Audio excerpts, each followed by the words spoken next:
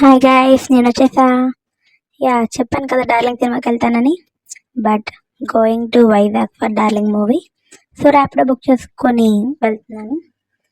And మీరు వెళ్తున్నారా? Sorry, వెళ్ళారా? Enjoyed a lot. Vizag I'm coming for you. And ఎక్కడి నుంచి వైజాగ్? 146 అంటే 150 ఉంటుంది ఆల్మోస్ట్.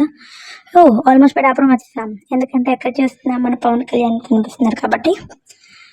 సో నేను పిఠాపురం నుంచి బోర్డ్ అవుతున్నాను. ట్రైన్ సామలకోటకి వెళ్ళేసరికి ట్రైన్ వెళ్ళిపోద్ది కాబట్టి ఓకే ర్యాపిడో బుక్ చేసుకున్నాను. ట్రైన్కి అనవసరంగా గంట ముందు వెళ్ళాను. Very regret.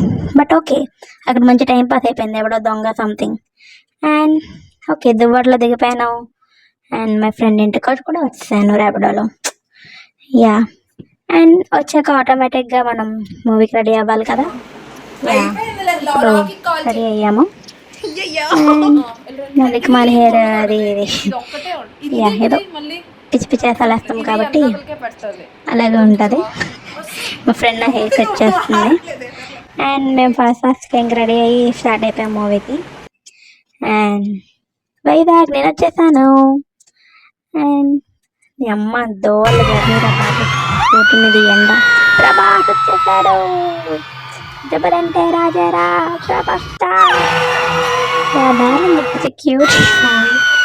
ఆయన పోకే సింబల్స్ బలెట్ టైంకి వచ్చినట్టు అనిపించింది నాకు. డార్లింగ్ ఫుల్ ఎంజాయ్ చేసాము డార్లింగ్ మూవీ మొత్తం. Waiting for the entry.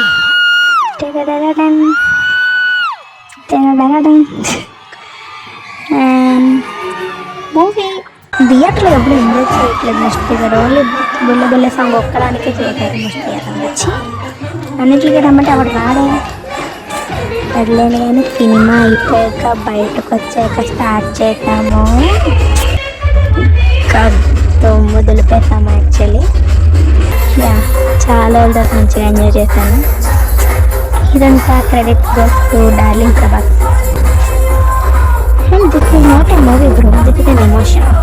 Darling it's an emotion. నేను మళ్ళీ రిలీజ్ పెట్టినా మళ్ళీ వెళ్తాను. ఈసారి ఇంకా బాగా ఎంజాయ్ చేస్తాను. అండ్ ఇంకేంటి స్పిరిట్ మూవీ అప్డేట్స్ ఏమైనా వస్తే బాగుంది. ఓకే మళ్ళీ కలుద్దాం నెక్స్ట్ వీడియోలో, నెక్స్ట్ వ్లాగ్లో. సరే టాటా బాయ్.